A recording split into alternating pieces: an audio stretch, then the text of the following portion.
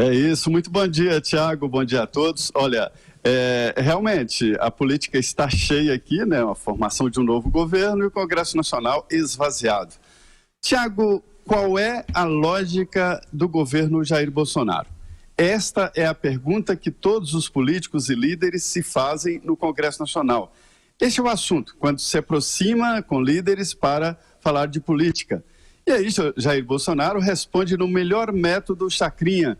A lógica é de confundir a política. A resposta de Bolsonaro é de entrei no sistema para mudar tudo.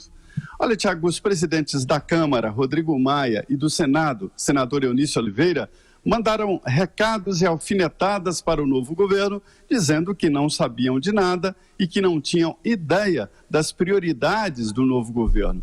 E aí, Onyx Lorenzoni, já em nome do novo governo, ministro-chefe da Casa Civil indicado, né, e ainda não empossado, ele está na transição, ele acabou indo ao presidente dizer que, olha, aguarde, ainda não há a formação de um novo governo, mas a lógica é a seguinte, não tem essa lógica tradicional. Acontece o seguinte, são duas preocupações distintas. A primeira é do presidente do Senado, o senador Eunício Oliveira, querendo mostrar serviço, né, e preocupado com o dia 2 de fevereiro, é quando ele vai acordar sem um mandato de senador e longe da presidência do Senado. E já estará no governo, né, Jair Bolsonaro, que toma posse um mês antes. O presidente da Câmara está preocupado com outra lógica. O DEM é um partido pequeno, no entanto, tem 3 importantes ministros no governo Bolsonaro.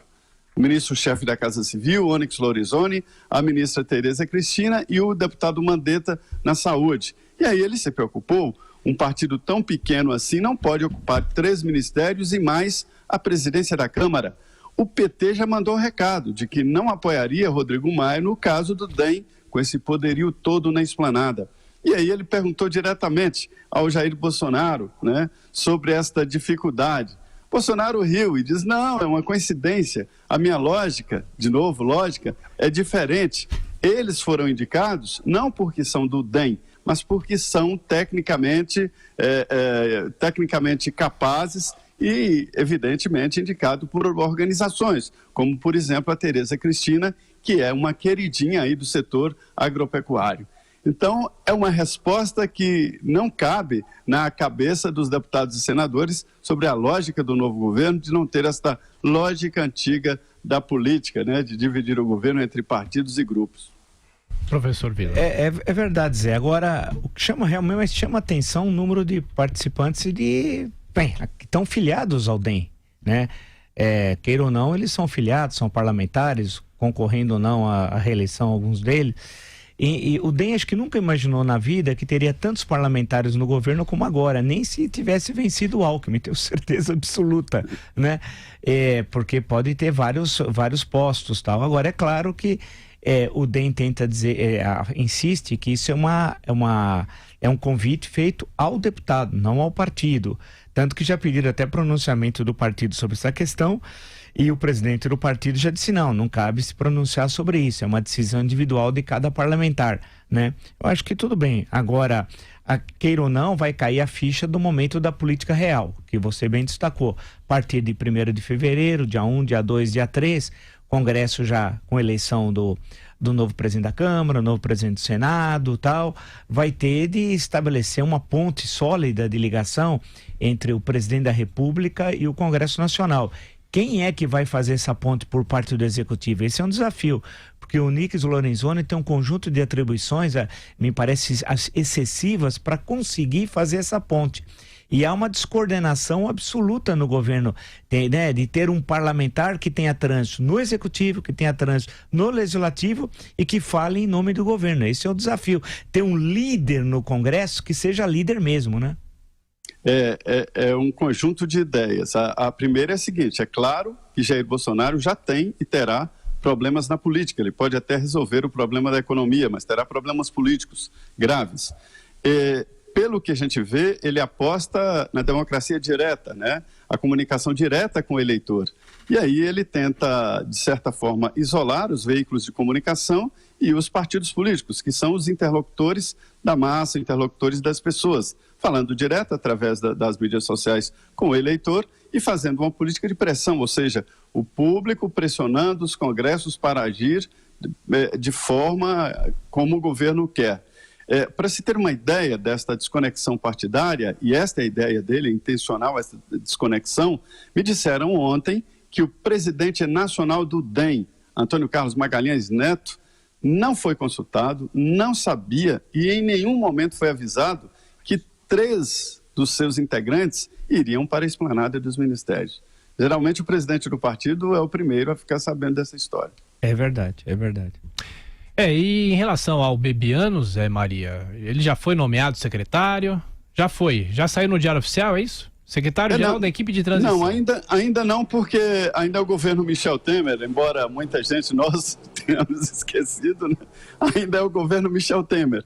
Mas ele será o secretário-geral da presidência, é um cargo importante, vai definir ali a agenda do presidente, né? Ele está na transição e já está agindo como tal. E ele é próximo do Bolsonaro, eu pude ver pessoalmente lá a relação deles e tal, e é um cargo ali, bem, o secretário-geral é um tipo prefeitão do palácio, né, que na prática faz a coisa funcionar e principalmente a agenda e a definição do gabinete presidencial. Eu estou já aqui com o Diário Oficial, já está o nome dele aqui, viu, Zé Maria? Já saiu sim, já é o homem forte. Na transição, né? Isso, na transição, secretário-geral da transição, isso. Ainda é o do Temer.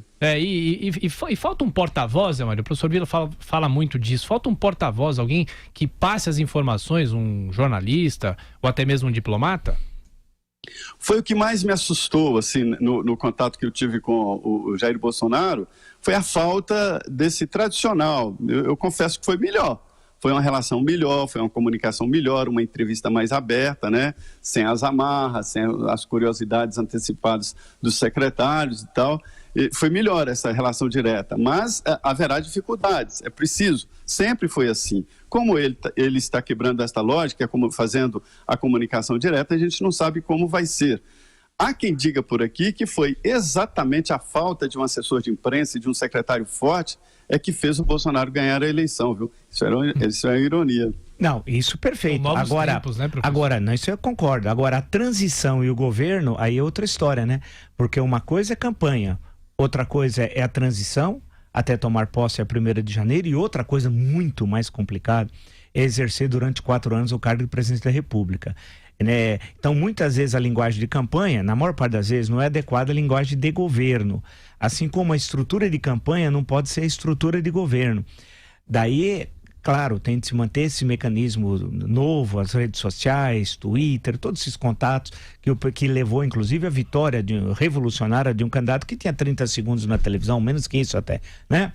Isso, quem esperava tal coisa? Mas isso pode dar certo na campanha. A questão que se coloca é no governo e com as instituições presentes, tendo em vista que precisa obter em algumas votações chaves para o governo a maioria ou o quórum qualificado para emendas constitucionais. Aí é o desafio, né? Que é diferente da gestão, por exemplo, nos Estados Unidos. Não há qualquer paralelo com os Estados Unidos, porque os Estados Unidos, o presidente não está mandando emendas constitucionais, que por sinal faz tempo que não tem uma emenda constitucional na Constituição de 1787 e tal. Mas no nosso caso, em que as emendas constitucionais é quase que indispensável para o exercício do governo, é um absurdo, mas é verdade.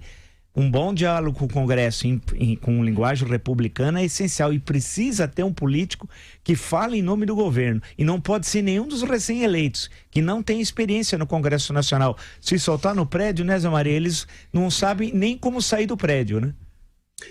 Dizem por aqui, professor, antes de mais nada, no Pingos nos Is, eu falei uma frase assim, que até me lembraram ontem no Congresso. Bolsonaro precisa descer do palanque eleitoral e assumir o governo. É diferente, realmente. Agora, sobre essa relação dos novos, dizem por aqui os políticos de que esses novos foram eleitos nesse novo momento aí das mídias sociais e eles vão seguir as mídias sociais, ou seja, não espere deles posição política no Congresso contra o que pensa o povo, contra o que pensam as mídias sociais e qualquer pressão de lá, eles fogem do governo. Isso é evidente, eles têm um compromisso com as mídias, com os seguidores e não com o governo Bolsonaro ou com qualquer outra proposta. Então, é verdade, é um momento sensível, né? E que o grupo do Bolsonaro está meio ali que todo apostando nessa formação de governo.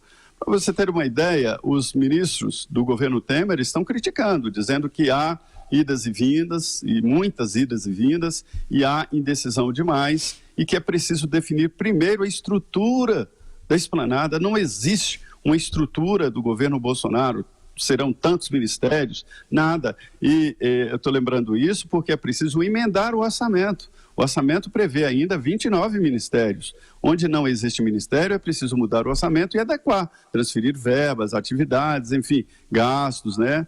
Até de manutenção, e isso precisa emendar o orçamento geral da União, que já está no Congresso, e não existe possibilidade ainda no curto prazo de dizer taxar, são tantos ministérios, vão funcionar com estas e essas funções e devem receber estas e estas verbas. Isso não é uma tarefa rápida e fácil. José Maria Trindade, bom trabalho, até mais tarde, Zé. Pois não, muito bom dia a todos.